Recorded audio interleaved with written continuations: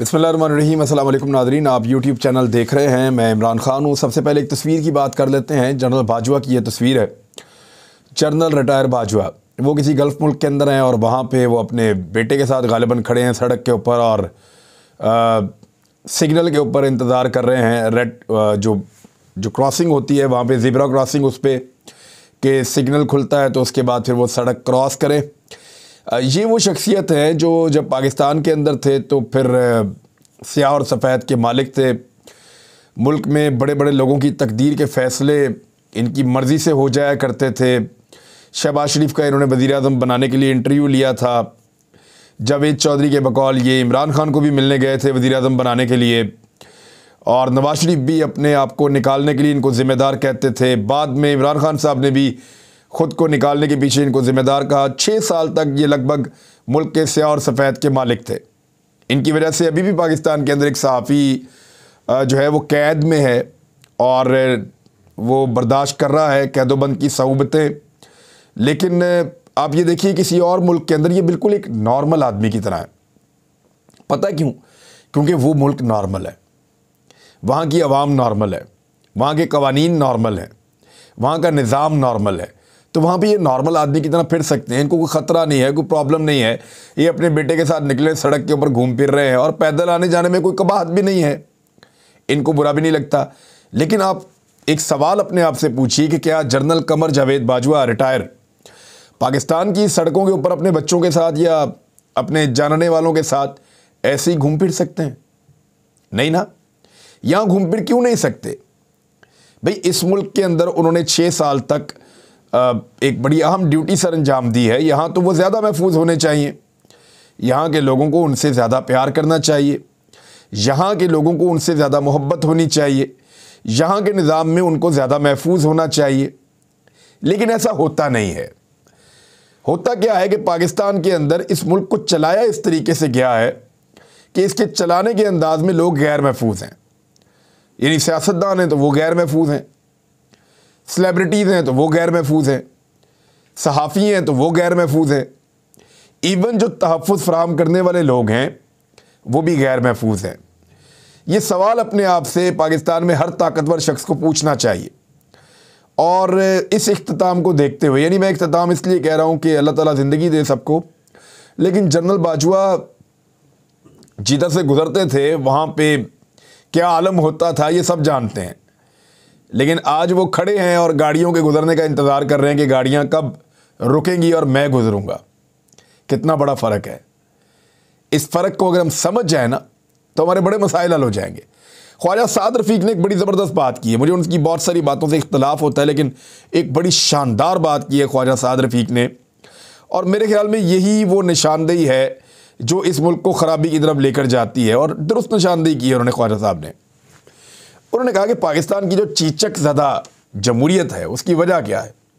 Number 1 ख़ानदानी सियासत, number 2 establishment की मुदाखलत, number 3 नज़रिया ज़रूरत के तहत फ़ैसले देने वाले जजेस।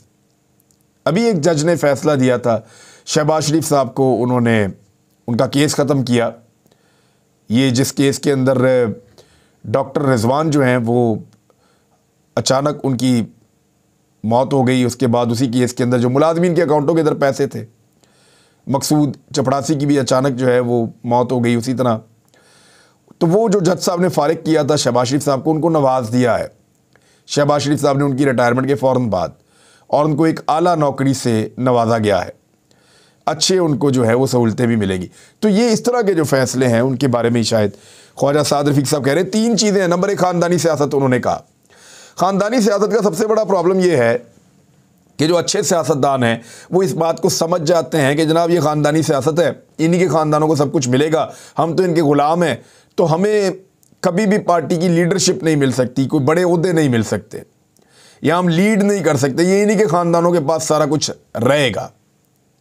तो जब इन्हीं के पास रहना है तो फिर हमारा इसके अंदर स्टेक क्या है? तो वो एक मायूसी फैलती है पॉलिटिकल कारकुन में भी और पॉलिटिकल लीडरशिप के अंदर भी। और फिर उसी ख़ानदान की ऐसा लगता है डिक्टेटरशिप शुरू हो गई है। तमाम लोग उसी ख़ानदान के आगे पीछे घूमते हैं।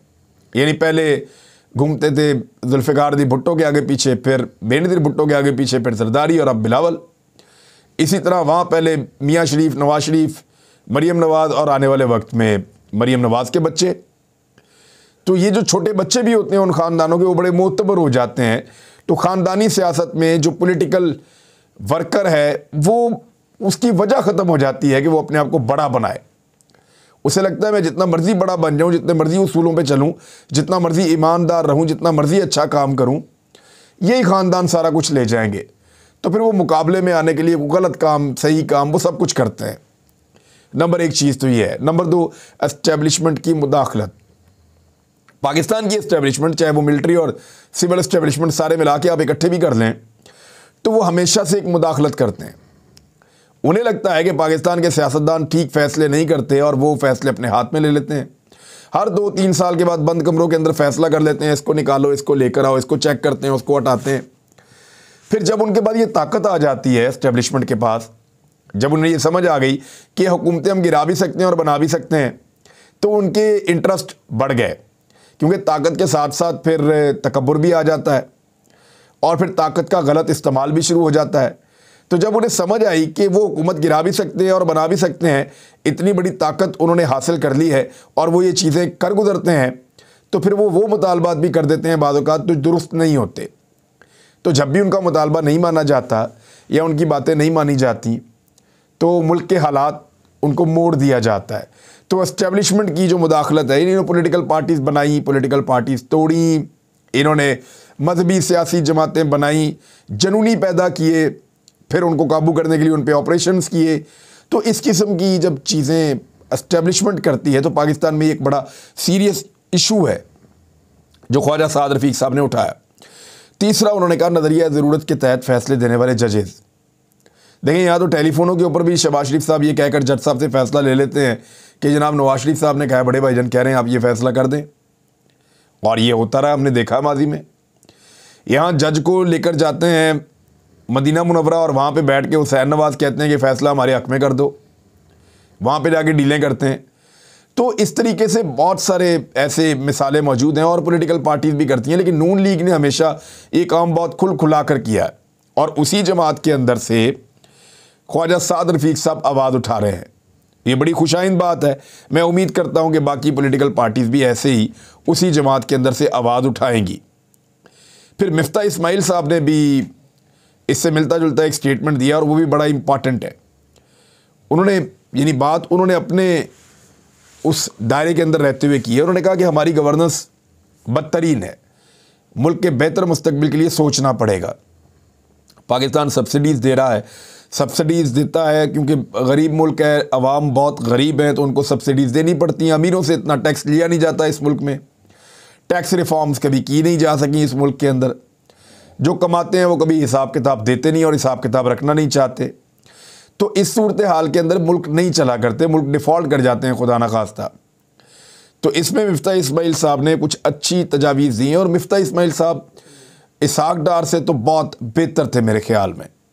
इसहाक डार साहब ने तो इतना मायूस किया है कि लोग मिफ्ता इस्माइल को भूल गए हैं। और पाकिस्तान की जो माशी सूरत हाल है उसका हल सिर्फ इंतखाबात के अंदर नहीं है। अब जितने बुरे हालात हो गए हैं, अब अगर इंतखाबात करवा दिए जाएँ तो इंतखाबात के बाद बड़ी मुश्किलात इस कौम को उठानी पड़ेंगी और बड़े सख्त फ़ैसले इस मुल्क के अंदर होंगे। और किसी की भी हुकूमत आएगी, उसको अगर पाकिस्तान को डिफ़ॉल्ट से बचाना है और पाकिस्तान की मईशत को दुरुस्त करना है तो 2-3 साल जो है वो सख्ती बर्दाश्त करनी पड़ेगी।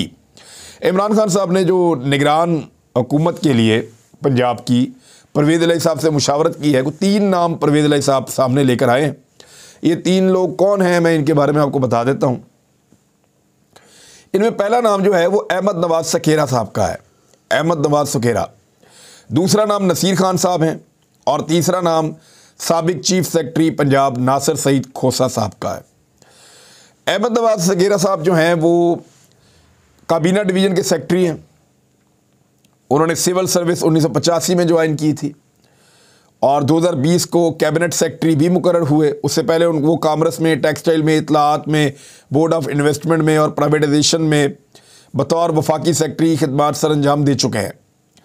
14 अगस्त 2022 को उन्हें हुकूमत पाकिस्तान ने तमगा हलाल इम्तियाज़ से भी नवाजा था, ये अभी शहबाज शरीफ साहब की हुकूमत ने।